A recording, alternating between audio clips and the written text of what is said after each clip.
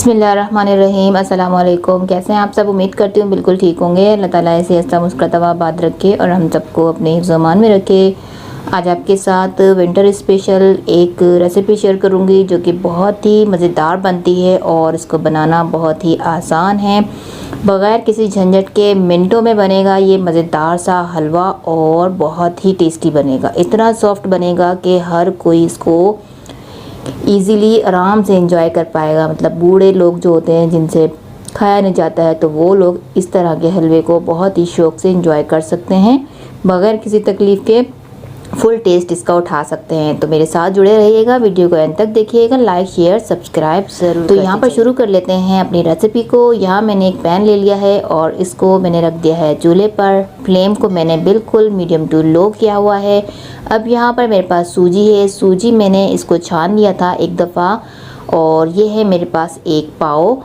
और यहाँ पर सूजी को हमने पहले रोस्ट कर लेना है। अच्छी तरह से सूजी को रोस्ट करेंगे, बिल्कुल इसका कलर भी नहीं चेंज होने देंगे और इसको फुल हम रोस्ट भी कर लेंगे।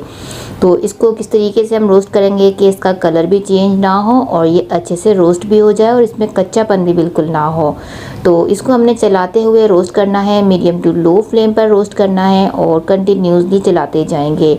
तो इसका कलर भी चेंज नहीं होगा और ये है बहुत अच्छे से रोस्ट हो जाएगी। ये देखिए बिल्कुल ये अच्छे से रोस्ट हो गई है, बहुत ही अच्छी सी खुशबू आने लगी है। तो ये हमारी सूजी जो है बिल्कुल परफेक्टली रोस्ट हो गई है।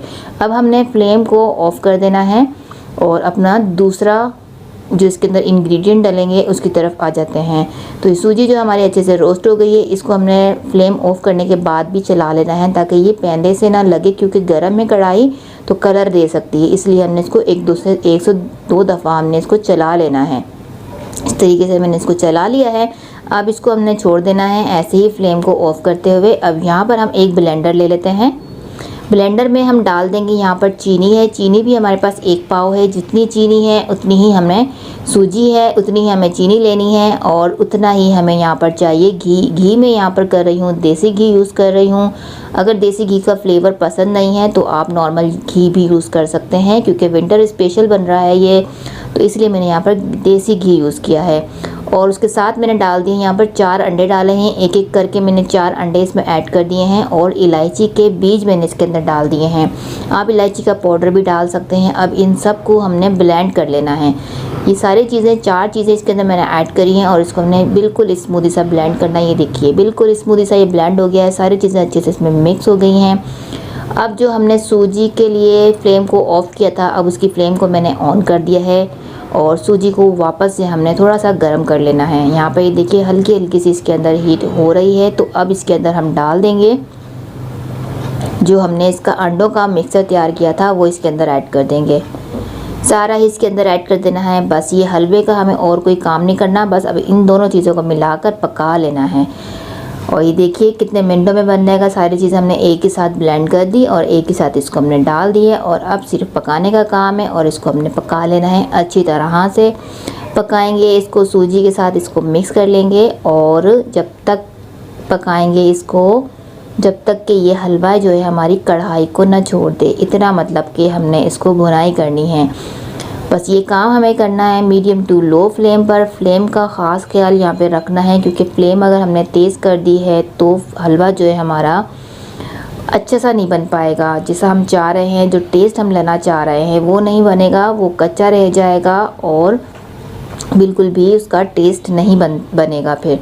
तो यहाँ पर ही देख लिए मैं कंटिन्यूसली इसको चलाते जा रही हूँ और इसको मैं पकाते जा रही हूँ। अब आप इसकी कंसिस्टेंसी देख रहे हैं, ये मज़ीद थिक से थिक होते जा रही है और इसी तरीके से हमने इसको पकाते रहना है और फिर जब तक पका लेना है जब तक कि ये कढ़ाई ना छोड़ दे। कढ़ाई छोड़ने लगेगा तो हलवा जो है हमारा बिल्कुल डन हो जाएगा।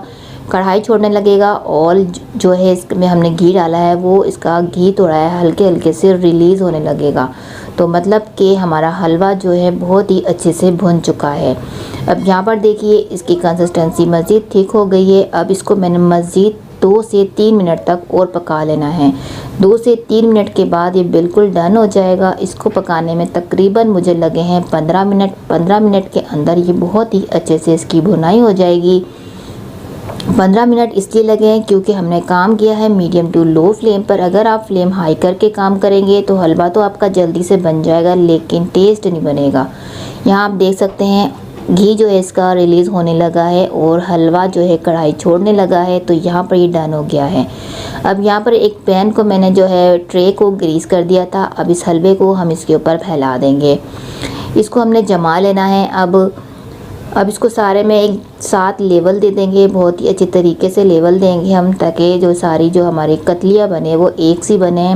अब इसको मैंने इस तरीके से फैला लिया है। अब इसको आप रख सकते हैं, बाहर भी रख सकते हैं, फ्रिज में भी रख सकते हैं। ये फ्रिज में रखने के बाद भी बिल्कुल हार्ड नहीं होगा, तो मैं इसको 1 घंटा बाहर छोड़ने के बाद इसको मैं फ्रिज में रख दूँगी। अब यहाँ पर देखिए मैंने इसको 1 घंटा पहले बाहर छोड़ा ताकि इसकी हीट निकल जाए, और उसके बाद मैंने इसके ऊपर से गार्निश करके इसको फ्रिज में रख दिया था। फ्रिज में तकरीबन मैंने इसको मज़ीद आधे से 1 घंटा रखा है और ये बिल्कुल अच्छे से जम चुका है, जम गया है लेकिन बिल्कुल भी हार्ड नहीं हुआ है। तो आप इसको इजीली फ्रिज में रख के जमा सकते हैं, ये बिल्कुल भी हार्ड नहीं होगा, बिल्कुल बर्फ़ी की तरह सॉफ्ट बनेगा।